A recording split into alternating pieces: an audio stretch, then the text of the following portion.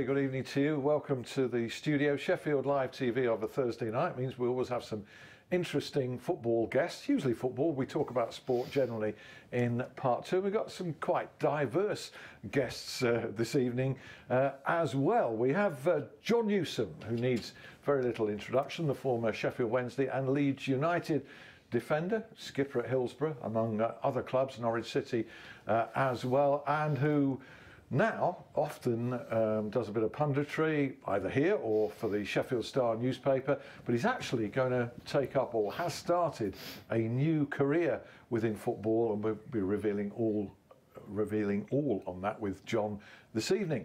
Our other guest is Martin Westby. Now, Martin is the author of this book. Now, it's a history of Sheffield football, 1857 to 1889. And it really is the story of the start of the global game that we enjoy today, and it started right here in Sheffield. So Martin, a debutant on the show, good evening, welcome to you. You brought along some very interesting artefacts as well, one of which we're going to tease Jon Newsome with a little bit later on.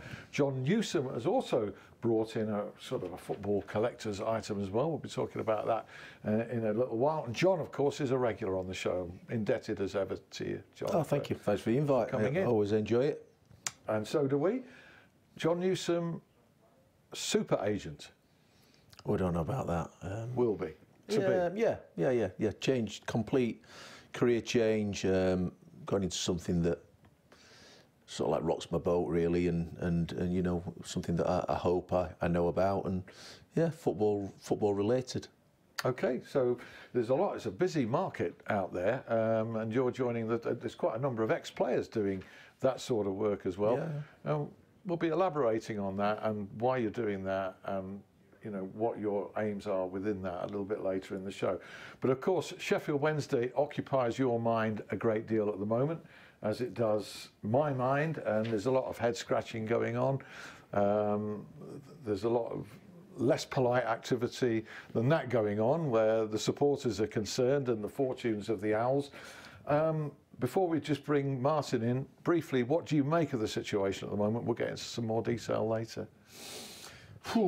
Where do you start? It's tough, isn't it? It's, you know, it's a tough place that we find ourselves in at the moment, and I think, I mean, you know, you can start right back at the beginning where Mr. Chansiri came in with, you know, with all great intentions of investing into the football club and being successful and getting the club into the Premier League, and unfortunately we, as in football, we realise and people realise that money just doesn't or isn't always the answer, and I feel we find ourselves in a very difficult situation now. You know, we've got the financial constraints, we've got an ageing squad, we've got a huge wage bill, and it's all things that aren't really beneficial to trying to get the football club on an uphill curve. It's that modern saying, the perfect storm, isn't it? Absolutely, yeah, absolutely, and it's difficult. And you know, being a Sheffield Wednesday fan all my life, it's something that I feel that, you know, the club, they were close. We were so close a couple of years ago, and you know, when we got to the playoff finals, and it's trying to build on the back of that. And I feel that you know, Mr. Chansey was probably not being given the best advice, and it's difficult when you come into football. I think when you are a non-football person, and because football doesn't make sense to people who aren't involved in the game, I don't think, at times. There's a lot of business decisions, a lot of football decisions that just really don't make sense. But yeah, so, certainly the recruitment, a lot of it has been poor, and you know, a lot of the problems to go back to that are rooted in that. Absolutely.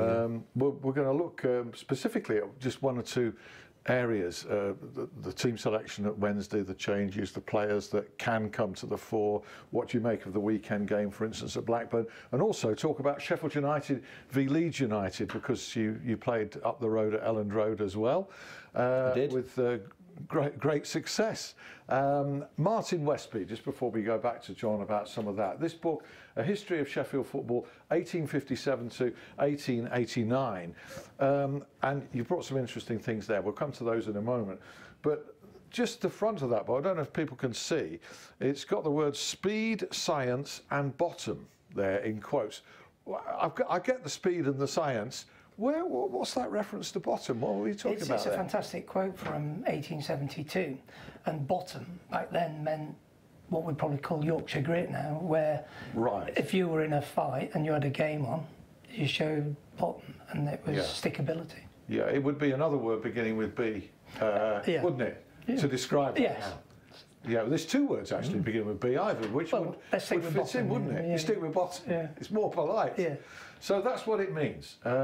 And I've read most of that book. I'm going to say, you really need to be a student of the game. It's an academic piece of work. What gives you most satisfaction having done it, and how long did it take you to do it? The easy question first, right? I mean, I'm Wood Seats born and bred, and I was aware of the Sheffield story, and I was aware of that Percy Young book in the 1950s about football in Sheffield.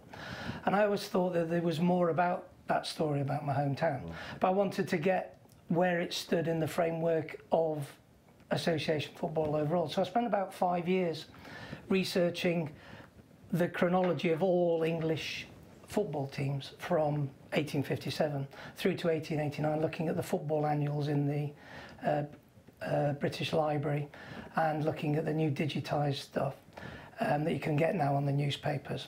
And what was astounding was once you've got the framework, and then you go back and look at what Sheffield's actually achieved, the accolades for Sheffield football just keep coming and coming and coming, and it was astounding. And I'd done about 4 or 5 years, and I was very aware that in 2017 there was lots of big anniversaries. There was the 160th of Sheffield FC, there was the 150th of the Udin Cup, the world's oldest association football cup, and it was also Wednesday's birthday as well. So I wanted to get the book out for that anniversary. And you brought along with you one or two quite interesting things. Just briefly, let's have a look on the table there.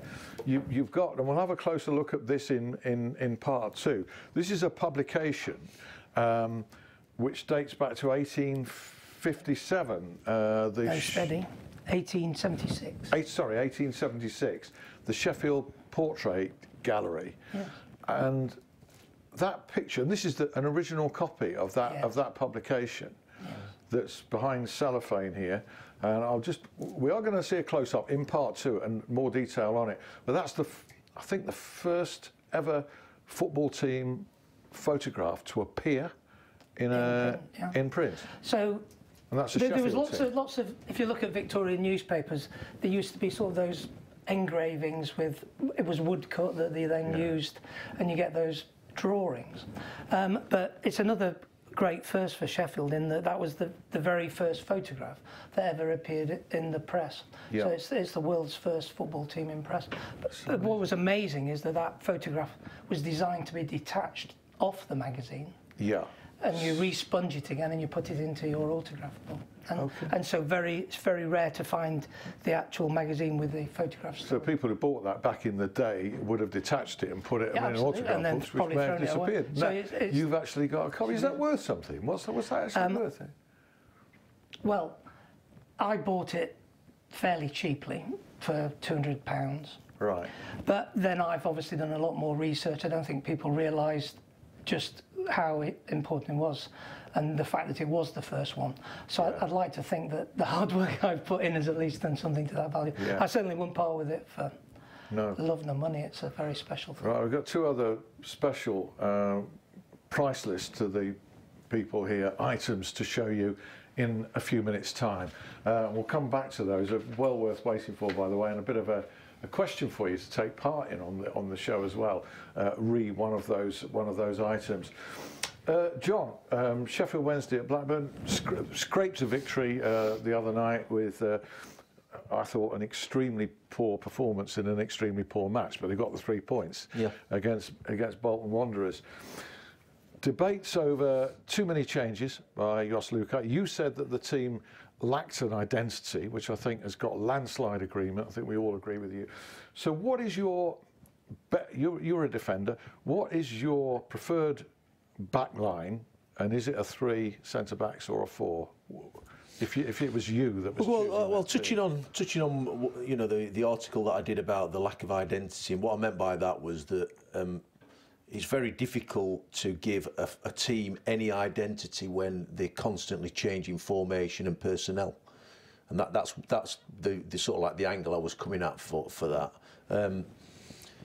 In terms of who, you know, what formation I would play, I think I played in both. You know, I played in the back 3. I played as a sweeper a couple of times when I was at Leeds. I predominantly played in the back 4. I mean, that's a personal choice. I think depending on the personnel, we've struggled a little bit this season with individual errors. If you play with a 3, sometimes think you've got a bit more cover and a bit more insurance. But if you play with a 3 at the back, you've got to have 2 relevant wing backs, full backs who can get up and down and go and join in and be positive when they join in. And I think that's the situation, or the problem that you come across sometimes when you play with a 3 at the back. I just feel that when I was playing in the game, a team, when you're playing, especially as a centre-half, and you're playing alongside somebody, you start having a bit of an understanding, and I'm going to go and win a header, and I know where he's going to be, and when the ball's coming into the box, and I know he knows where I'm going to be. And there's this little bit of an understanding, and that's what you work on, and that grows the more that you play with each other. And I just feel that the chopping and changing of especially the back 4 or back 5, it just doesn't lend itself to being consistent. No, I spoke to Jos Luhukay the other night. I mean, he has, to his great credit, been prepared to explain his thinking. Yeah. He also suggested to me, that the 3 defenders that, you know, have been figured in both the clean sheets at Bramall Lane and the other night, Hector, Thornley, and obviously Tom Lees, would all play at Blackburn on Saturday. So that's a start in the right direction rather than chopping and changing to something else. But he also indicated that where the opposition played 2 strikers, as in Sheffield United, he went for 3 centre-backs against 2 strikers, central strikers. Whereas against both Derby and Bolton, who only had 1 central striker, he went for a back 4 with 2 centre-backs. My argument would be, shouldn't a manager ask the opposition to adapt to his system, have a system, play it, and no matter what you're doing, we're going to enforce that on you? Yeah, I agree with that. And don't get me wrong, you do have to take into consideration what what your opponent's going to do on the day. But I mean, come on, we're not playing, you know, Real Madrid, are we? We're not playing Liverpool, and they've got Salah doing this, and they've got Mane doing the other, and you know, you're playing against, you know, championship sides where I think you look at the personnel that we have, you look at the players that we've got.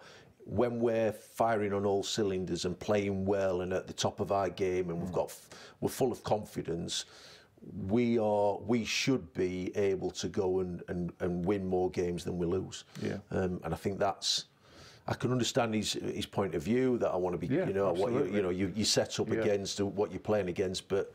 Yeah, I agree with you. But that's why we love football, isn't it? You know, it is. We all have different opinions, and certainly in terms of match-winning players, when you've got the likes of Forestieri and Reach and Bannon, etc., and Fletcher, unfortunately, took a knock the other night. You should be higher than Wednesday are at the moment, and you know, I've been very supportive of Jos Luhukay in my own humble way, but I can't do that if they're in the bottom half of the table. No. Top half upwards, yes. Yeah. You know, in a difficult transition season, I think we should be supportive because it's a really hard job, but they're below that line at the moment, and let's hope they get above it. We'll come back to that subject, and also the Sheffield United Leeds game and your new job as a career as a football agent. Meantime, now Exhibit A, Martin. Now, if you could produce the coin. And you asked me to remind you where you put it. It's in that top pocket. So I didn't fumble. Okay, so you've got two of them actually. Yeah. Right. They're not gifts. There we are. No. They're not gifts. Okay. Oh, right, okay. So we have here what silver coins? Are they silver? Silver half crowns. Silver half crowns. Quite old. Are there dates on there? Yes. 1895. 1895. Your eyes are better than mine. Only just. Let me tell Two you. 1895 coins. I think one might be 96 and one's 95. Actually. All right.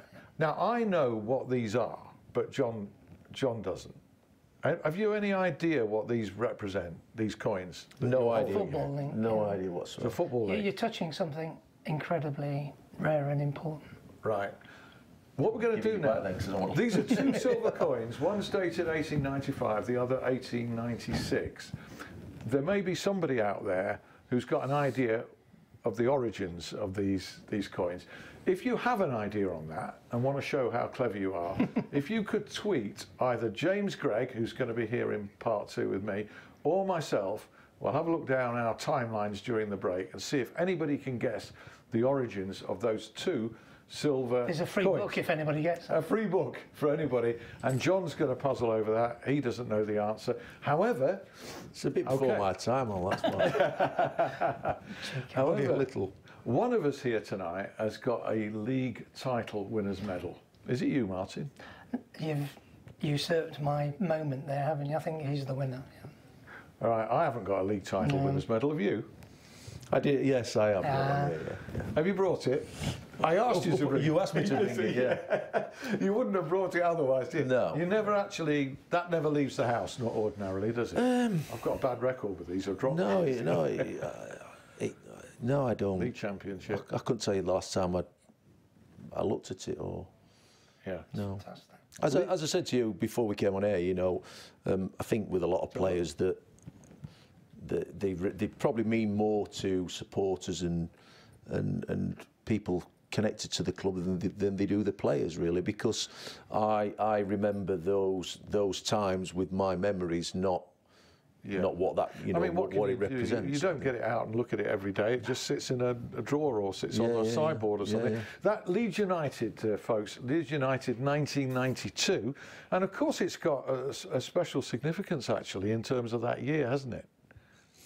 Yeah, well, it was the final year before it became the Premier League, so it's the last of the old First Division as such. And I wonder what, not that you're intending to sell it, but I wonder what that would be worth. Have you any idea? Have you had it valued? I've never had it valued. I do believe that somebody sold one a few years ago, and I think he got 5,000 or 6,000 quid for it, I think. But interesting that, because 2 or 3 weeks ago we had a couple of historians here, the official historians for the Blades and the Owls, and John Garrett, representing Sheffield United, had a 1915 FA Cup winners medal, and the one question I neglected to ask him on air was, is there a value on that? And he said, similar to you, between £6,000 and £7,000. Right. And I just thought a 1915 FA Cup winners medal for rarity would be worth more than that. A bit more than that, yeah. But it's the Khaki Cup final, and it's that's that peacetime thing, isn't it? That's right. Amazing, yeah. Yeah, but that, I mean, is great to see. This is as close as either you or I will ever come to. I suppose modern footballers don't sell things, so you never get a value. They modern footballers are rolling in dosh, where the old footballers from the 20s and 30s had to sell this stuff, Yeah, sadly. But it's great of you to bring that, and we must stress to everybody that John does not go around with his medal to parade. I did request that. It's a mugger for all the muggers out there, yeah. We'll have a closer look in part 2. We've got the break coming out in part 2 of that unique newspaper photograph. that Martin's brought in. We'll talk about Jon's career, forthcoming as a football agent. James Craig will round everything up sporting-wise for the weekend. And he'll tell us about his experiences in Sri Lanka, because he was out there on the triumphant England cricket tour. And we'll talk about the weekend's football. See you in 5. We'll see you then.